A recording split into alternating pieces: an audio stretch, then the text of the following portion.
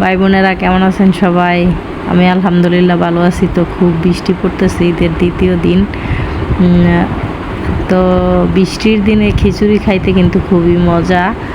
তো বাচ্চারা গরুর মাংস বেশি খাইতে পারে না। তো আমি সকালবেলা উঠে 2টা মুরগি জবাই করে মাংস নিয়ে নিলাম। এই যে 2টা বাচ্চা মুরগি কচি কচি দেখে জবাই করে নিলাম। তো বলতেছে বৃষ্টির দিনে খিচুড়ি খাইতেই ভালো লাগবে। তো এই পাশ দিয়ে আমরা এই যে লুতা খিচুড়ি বানিয়ে নিলাম আর মুরগির মাংস বানিয়ে নিলাম, রান্না করে নিলাম। দেখেন তো মুরগির মাংসের কালারটা কত সুন্দর আসছে, দেশি মুরগির মাংস সাথে এই যে লুতা খিচুড়ি। আমাদের গাজীপুরের এরকম আমরা খাই যাওয়ার মতো খিচুড়ি, তো আমার খুবই ফেভারিট লাগে। এই যে দেখেন আমার তরকারির লোকটা কেমন হয়েছে। তো আমার এরকম খিচুড়ি খাইতে খুবই ভালো লাগে। আপনাদের কার কার এরকম খিচুড়ি খাইতে ভালো লাগে? আমার কিন্তু খুবই ভালো লাগে। তো এই দিক থেকে দুপুরে কি খাবো বলতেছে, মাংস খাবে না, যা আছে এগুলাই খাবে। তো যাই হোক, দুপুরের খাবারের জন্য তো কিছু রান্না করা লাগবে। আগের কিছু মাংস আছে, এখন আমার দেবর তারাও চলে যাবে। তো বাচ্চারা এগুলো খুব পছন্দ করে। এদিক থেকে আমি একটু পায়ের হাড় রান্না করে নিতেছি, নিহারি।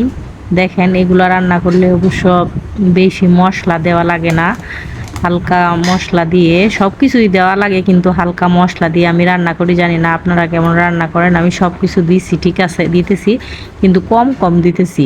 মাংস যেভাবে রান্না করি এরকম না দিয়ে সব কিছু কম কম দিয়ে প্রেশার কুকারে অনেকক্ষণ আমি রান্না করতেছি। মানে প্রেশার কুকারে দিব, আমার গ্যাস মানে তাড়াতাড়ি ফুরায় যায় বিদায় প্রেশার কুকারে দিয়ে এগুলা মানে একদম নরম নরম করে নেব। এই যে দেখেন সব রেডি করে নিতেছি। তো এই খাবারটা সবাই কিন্তু পছন্দ করে। তো এগুলা রুটি দিয়ে, কেউ বলতেছে রুটি দিয়ে খাবে, কেউ বলতেছে সিটা রুটি দিয়ে খাবে।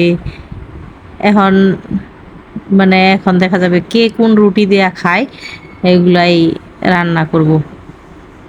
যদি বলে আটা রুটি দিয়ে খাবে, না হলে চালের রুটি দিয়ে খাবে, যা মানে সিটা রুটি দিয়ে খাবে, যে যেটা বলবে রান্না করে দিব। তো আমি এগুলো একবারে মশলা কম কম দিয়ে বেশি করে একেবারে পানি দিয়ে বসাই দিব। আর দ্বিতীয়বার কোনো পানি দিব না, পরিমাণ মতো লবণ টবণ দিয়ে এই যে একটু পানি দিতেছি। তারপর আবার একবার এটা ভরে পানি দিয়ে দিব, প্রেশার কুকারটা ভরে, আর কোনো পানি দেওয়া লাগবে না। এখন বসাই দিব, জাল হতে থাকবে। তো এটা আমি অনেকক্ষণ জাল করেছি, দেখেন একবারে সেই টেস্টি হয়েছে। এখন সিটা রুটি বানাবো।